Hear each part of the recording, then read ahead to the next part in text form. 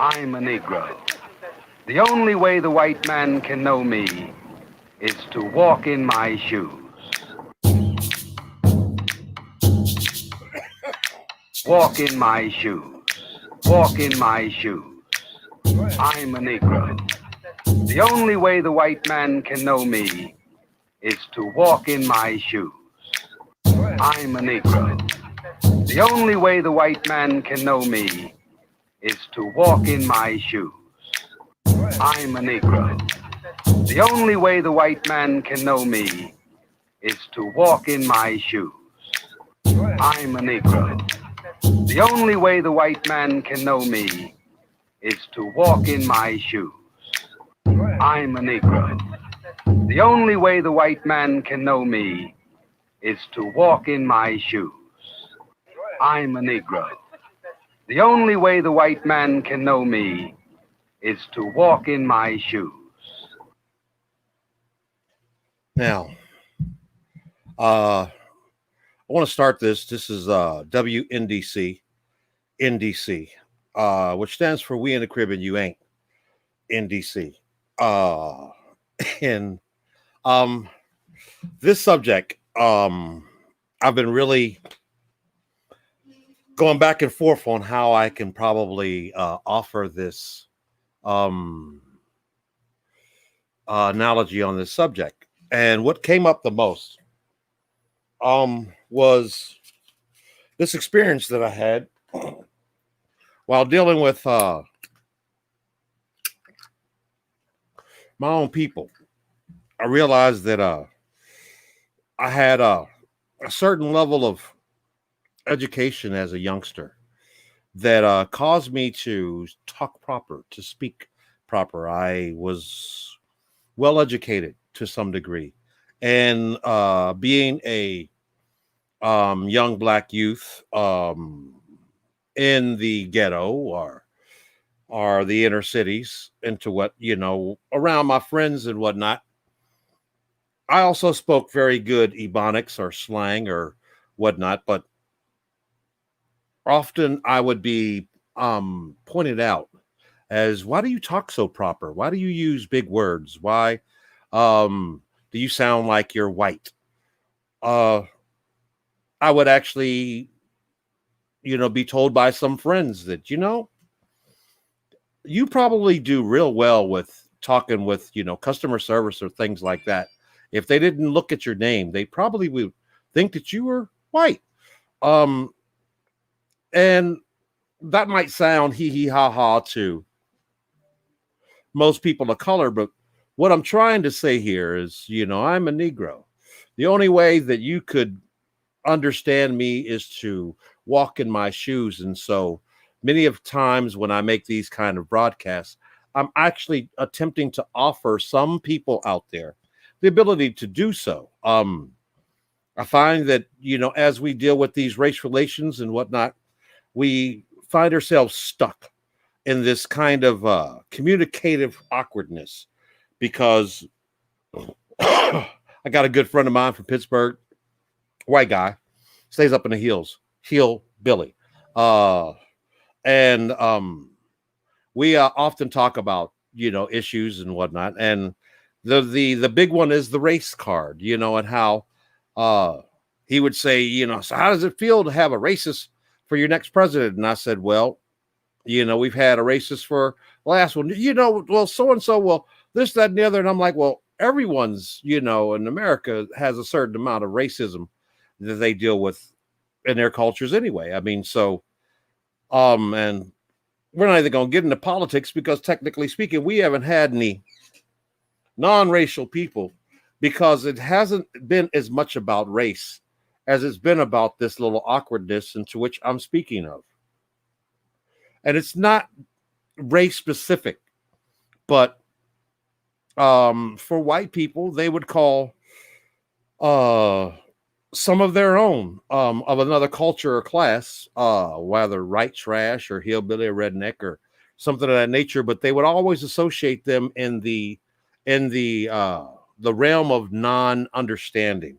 So when they use big words or try to explain to them in a manner into which they know that it's going to automatically confuse them just for the mere fact that you're going to use words that are going to be awkward for a lot of other people that have led a remedial education. Not that that's a bad thing, but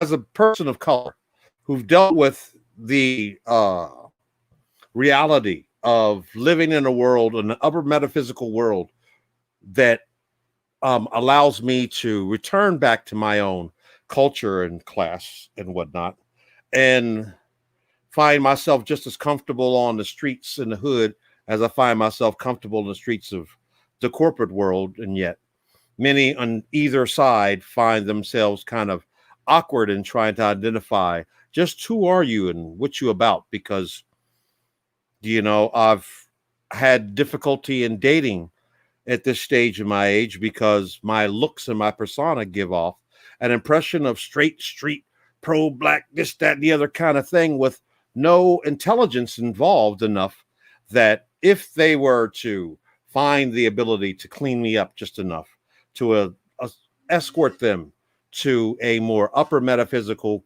corporate realm, would it gain them any bonus with their employer and their supervisors and their coworkers when they were to find, oh, you've got a weird looking character as a partner.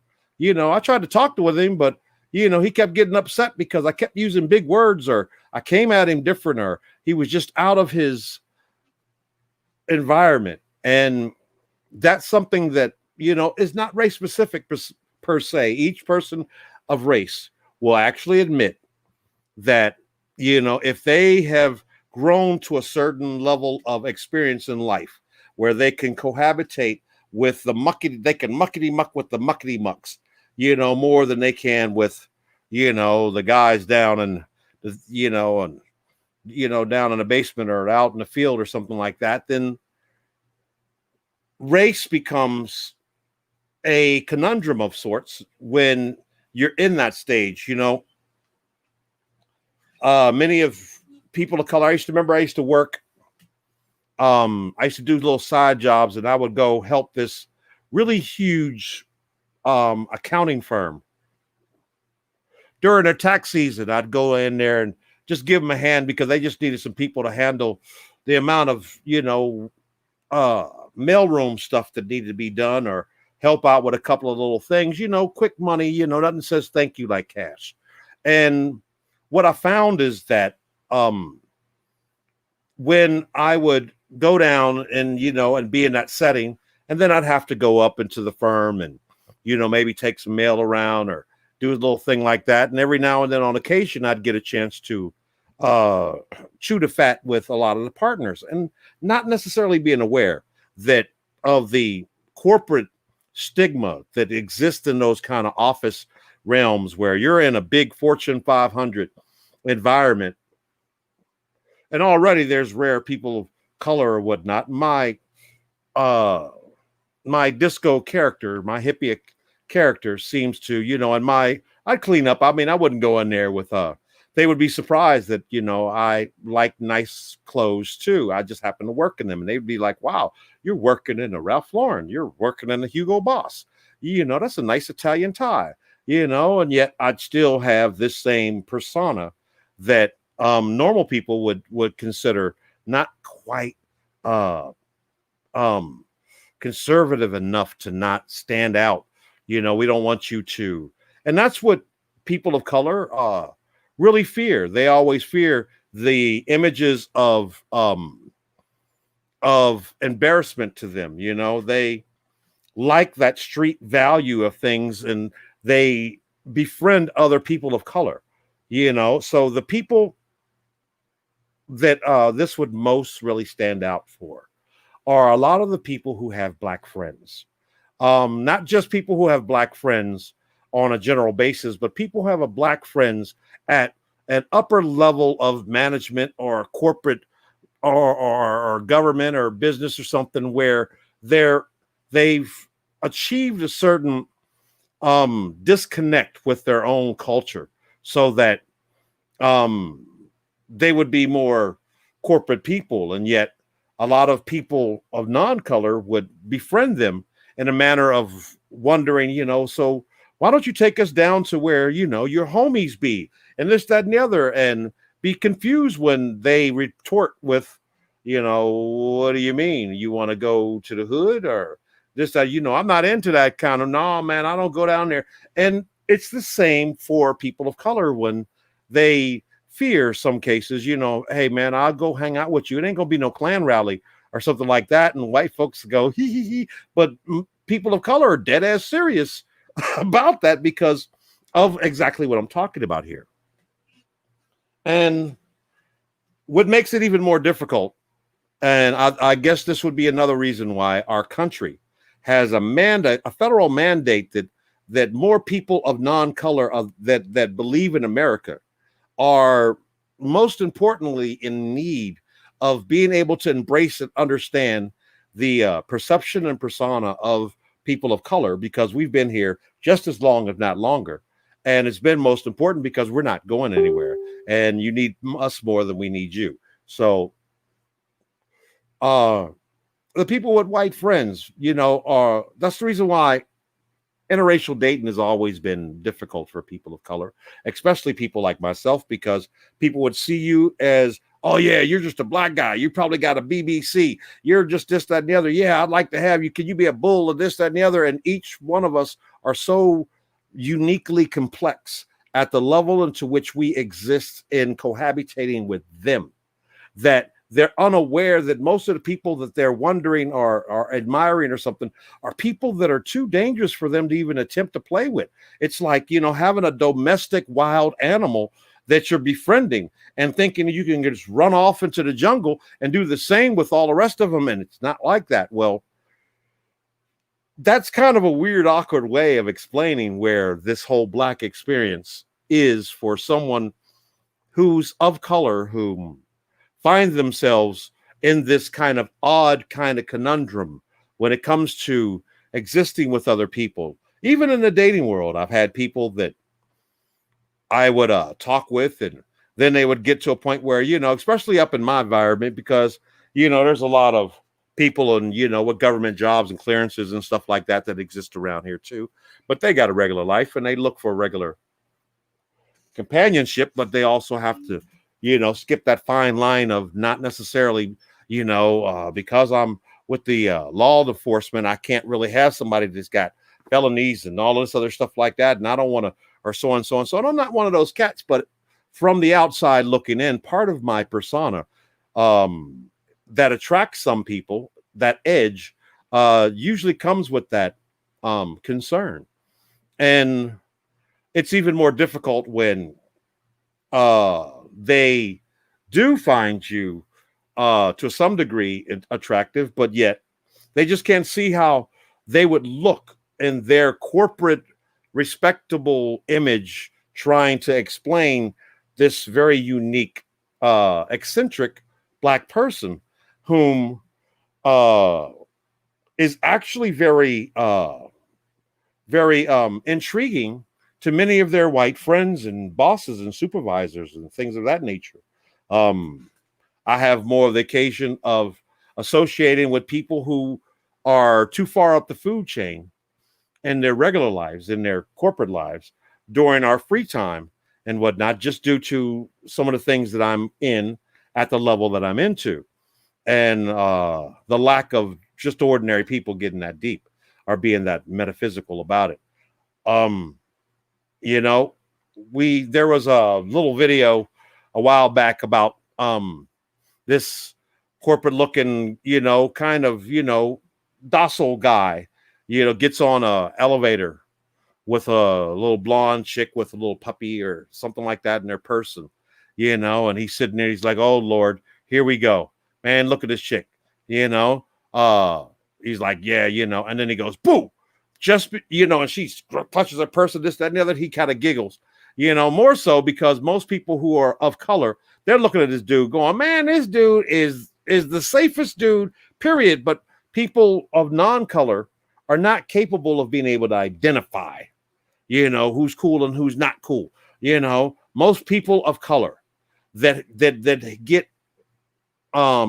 white friends, or, you know, people that aren't from where we're from and understand where we come from enough that, yeah, I talk very proper now. But when I go back to the hood, for my safety and everyone else around me, I relate to exactly what is what, and this, that, and the other, because I'm from there. I'm from them streets, you know, and people are not quite understanding of that when they're not capable of identifying those streets in a lot of people of color that befriend them, because there's not that many of them that can express this in the manner into which I'm attempting to do for them right now. And so hopefully I've gotten to at least a point that I can at least guarantee, if nothing else, that the audio and visual that I'm offering you is at least up to par, because, well, just using this format right now on the free zone doesn't allow me enough faith yet, but here I am. So what I'm saying here is, in a lot of cases, as a person of color who have people of color of other cultures and races, that I find at times I would love to just chew the fat and what's on your mind, man? And you love to explain to them, but when they look at you as you're trying to say this, right at the point that you're trying to express something in the manner of what I've been saying so far, they get that. And the next thing you know, man, I don't understand, man. Come on, man. You know, this race thing ain't that bad, man. Black is black, man. I love all of you as my brothers and this, that, and the other, you know, and you really need to, you want to stop and peel them back and go, okay, let me tell you, first of all right, I don't trust nobody. You know, I love those that deserve that much, but I tolerate all people that I can coexist with. It don't matter who you are. He says, but I do hold and reserve the right to be able to identify those that I feel are not comfortable to coexist, or to allow myself, that is, weak people fall for weak game. And I've been living my whole life trying not to be too weak enough to be too great of an example. So follow me.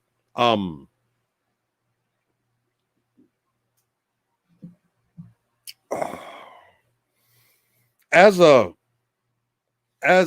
reasonably overly educated person of color who's accustomed to existing or coexisting in an environment that some would find gentrificated just enough to be just as awkward and trying to pinpoint exactly what's up with this dude, because I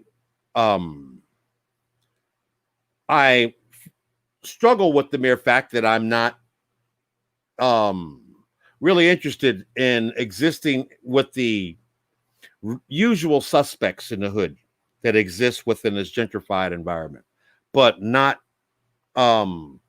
kosher or comfortable or whatnot enough to coexist with a lot of the gentrified individuals that I live around, that I exist with. I'm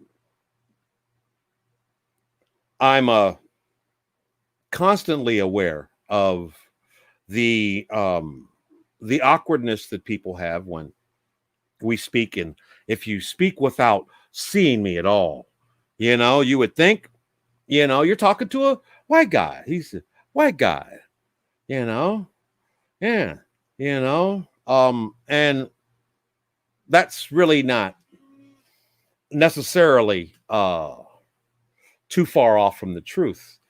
It's kind of like being a black man stuck in a black man's body, and yet have such a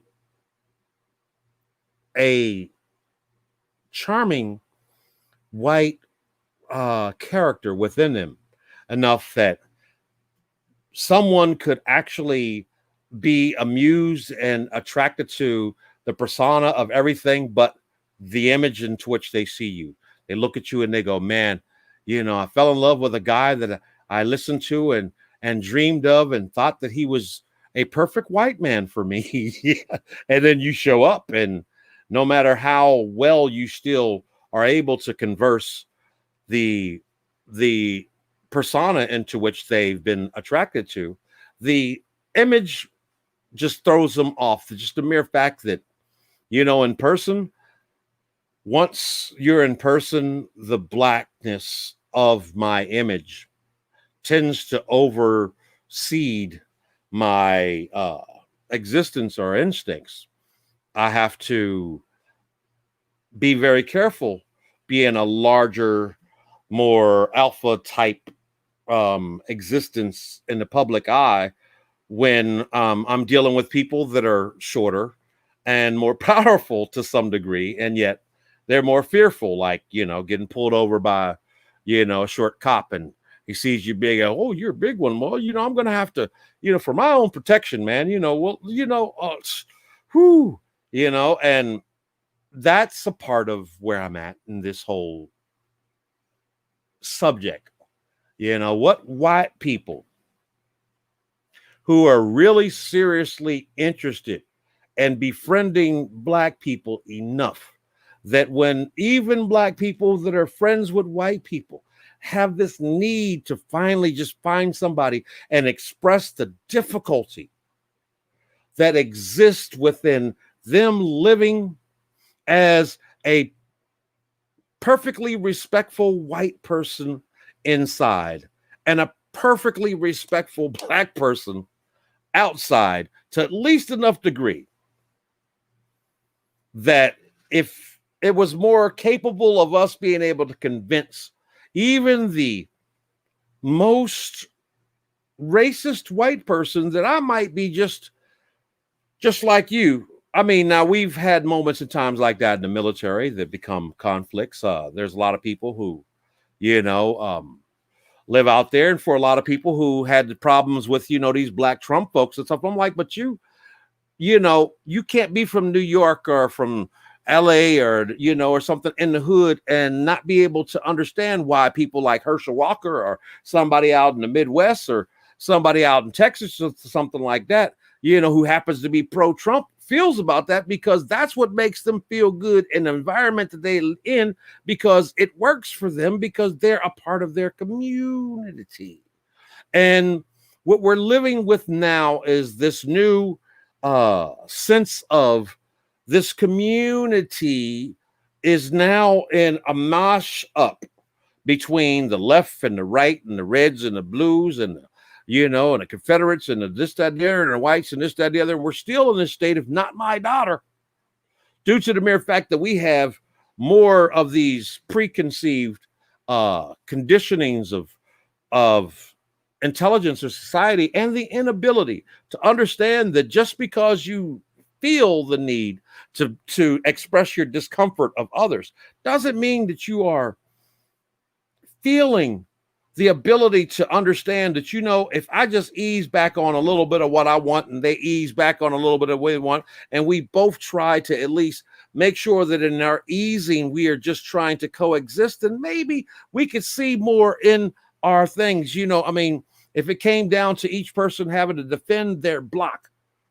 and no matter how many people on their block they didn't like or they didn't know, it came down to that, look, it's us or them, that would be what we're at in this country. Only it's bigger, and for a lot of people, it's not in their face too much. They see it too much of it on TV. They look at all of these atrocities in other areas where stuff like that happens all day. But in their environment, they don't see it that way, and they become culture shocked about all that not my daughter, not my life, not my hood thing. And yet many of us are not aware of the lack of absorption we have of reality that exists on all of the stars and the bars, and not just, the ones that you visit, with the folks that you've grown up with when, you thought this country was great too. And for people of color, this is the most difficult thing, because we can't deal with trying to explain to a lot of people some things that a lot of people of color are still dealing with, the discomfort of how they've grown from where they might have come from. We've got, the Divine Nine and the Talented Tens and the Masons and, and the Elks and all this other stuff and the Shriners and all this other stuff like that in our own culture, that while it exists in other cultures, it's still, even more unique due to the mere fact that it's been existent from a secondary kind of perspective in this country we call what we are, so separate but equal was never equal. And we're never necessarily, the little conundrum with the whole Kamala thing and this, that, and the other. And yet, when everybody else wants to talk about why is it that they don't want to call her black? Why don't we have to this, that, and the other? Why don't we have this, that, and the other? And the reality of that whole black issue is when black people find a discomfort with someone of color who wants to be inclusive as black, it's not that they don't feel as though wherever else they've come from is disqualifies them for being as black as they are, even though it wasn't the same way. It's the fact that when you say that you're black, it should stop right there. There's no, I'm also Indian, I'm also Jamaican, I'm also this, that, and the other. That doesn't mean a hill of beans if you're black, because only black folks that are really about being black, really are just about black because they've relinquished their other extenuating attachments to that and feel that there's a need to exist as the most powerful in the beginning. There was light. Why was there light? Because motherfuckers couldn't see. See what? I don't know. I'm trying to figure that out. That's the reason why we've got light-skinned black people who don't feel that Africans are the same kind of black that they are, because they're not.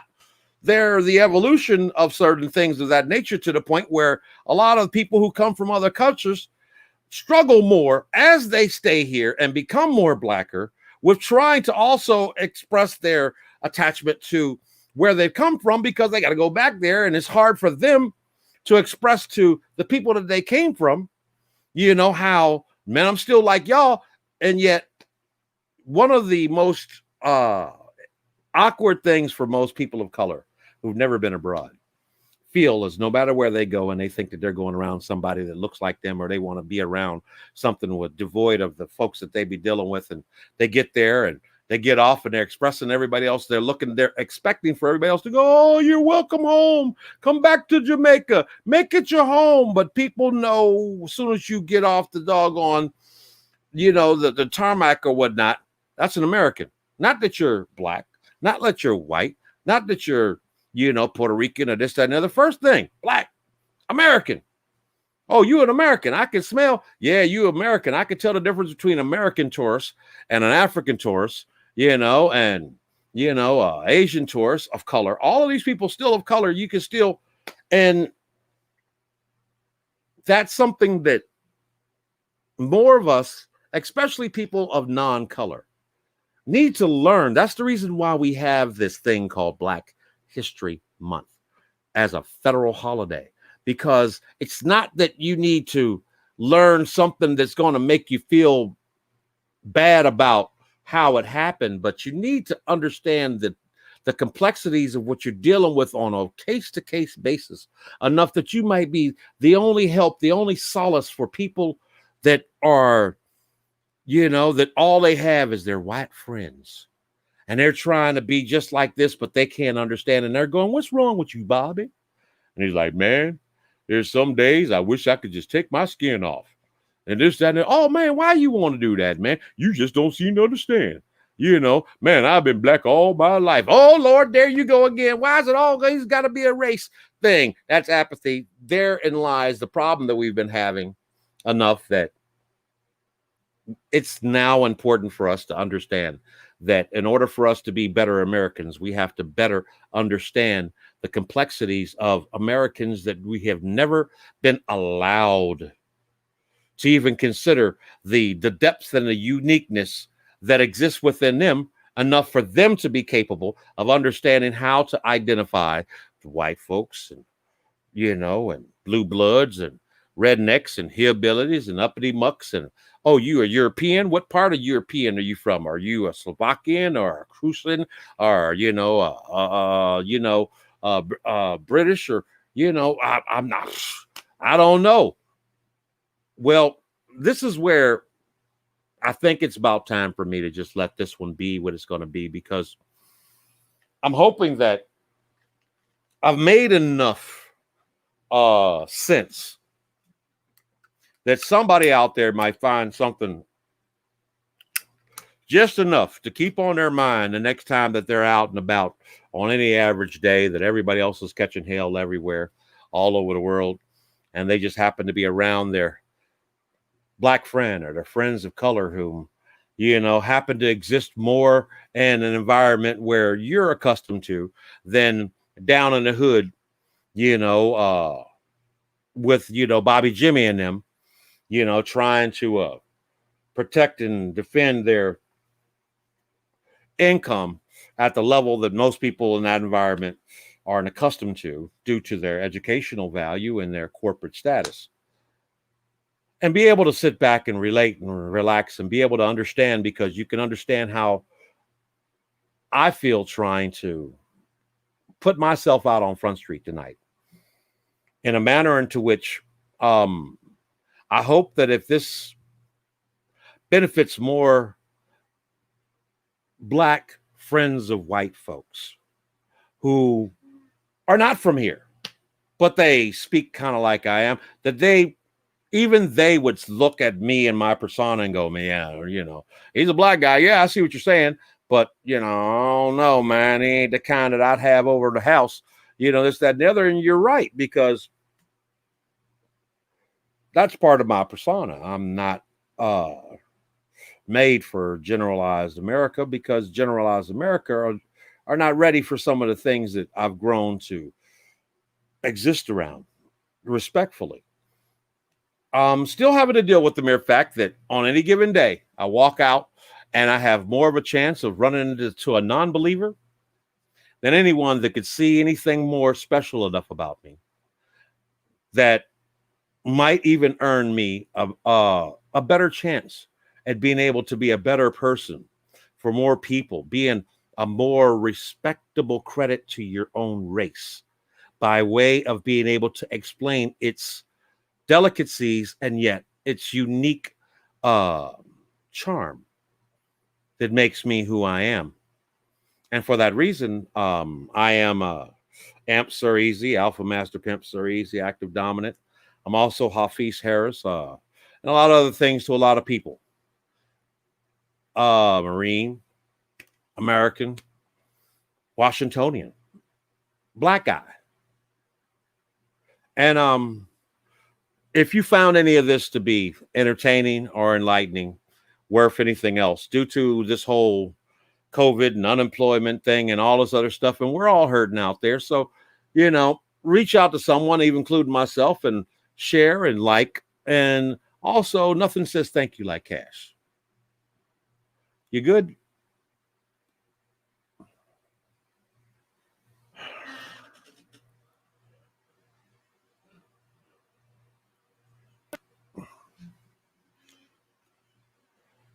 I'm a Negro. The only way the white man can know me is to walk in my shoes.